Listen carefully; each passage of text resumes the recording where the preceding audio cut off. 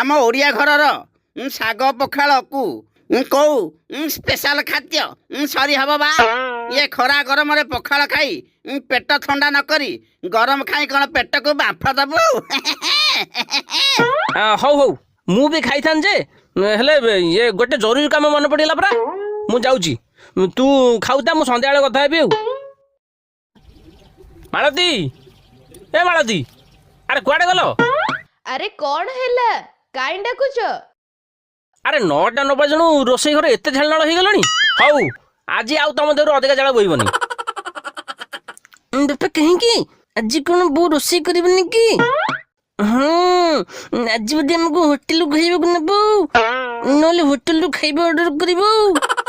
ଚୁପ୍, ସବୁବେଳେ ତୋର ବାହାର ଖାଦ୍ୟ ଖାଇବାର ମନ। ହଇରେ, ଇଏ ଖରା ଗରମରେ ହୋଟେଲରେ ଖାଦ୍ୟ ଖାଇଲେ ଖାଲି ଡାକ୍ତରକୁ ପଶିବ।